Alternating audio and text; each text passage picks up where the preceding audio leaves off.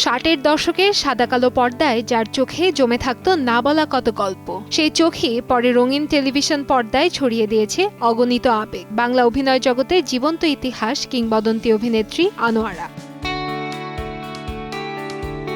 যার হাসিতে ছিল আশ্বাস আর অশ্রুতে লুকিয়ে থাকত নিঃশব্দ আর্তনাদ। কখনো মমতাময়ী মা, কখনো নিঃসঙ্গ নারী, আবার কখনো শক্ত চরিত্রে তিনি হয়ে উঠতেন দর্শকের আপনজন। প্রায় 5 দশকের দীর্ঘ অভিনয় জীবনে 6.5 শতাধিক চলচ্চিত্রে অভিনয় করে তিনি শুধু চরিত্রই গড়েননি, গড়ে তুলেছেন আবেগের এক অমর ভাণ্ডার। আজ এই অভিনেত্রীর জন্মদিন।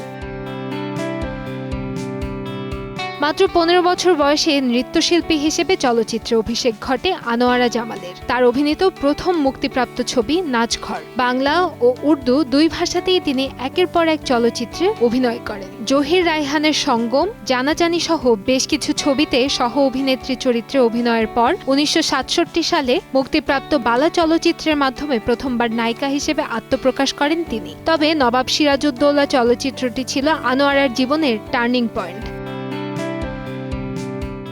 আনোয়ারা জামালের চলচ্চিত্র জীবনের উল্লেখযোগ্য 3টি ছবি হল গোলাপী এখন ট্রেনে, দেবদাস এবং শুভদা। জাতীয় চলচ্চিত্র পুরস্কার অনুষ্ঠানে সেরা চলচ্চিত্র সহ 11টি বিভাগে পুরস্কার লাভ করে এই চলচ্চিত্রগুলি। অভিনেত্রী আনোয়ারা অর্জন করেন সেরা অভিনেত্রীর সম্মান।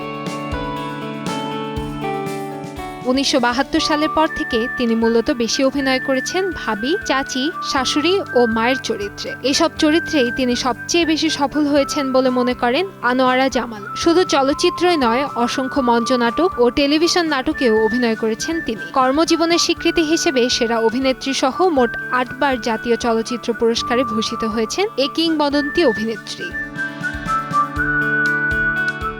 ব্যক্তিজীবনে বর্তমানে চলচ্চিত্র অঙ্গন থেকে কিছুটা দূরে রয়েছেন এই বর্ষিয়ান শিল্পী। তবে ভালো গল্প ও উপযুক্ত চরিত্র পেলেই আবারও পর্দায় ফেরার আগ্রহের কথা জানিয়েছেন তিনি। এই শুভ দিনে অভিনেত্রীর প্রতি গভীর শ্রদ্ধা ও ভালোবাসা জানাচ্ছেন তার অগণিত ভক্ত ও অনুরাগীরা। কান্তাময়ী স্নেহা, সময় সংবাদ, ঢাকা।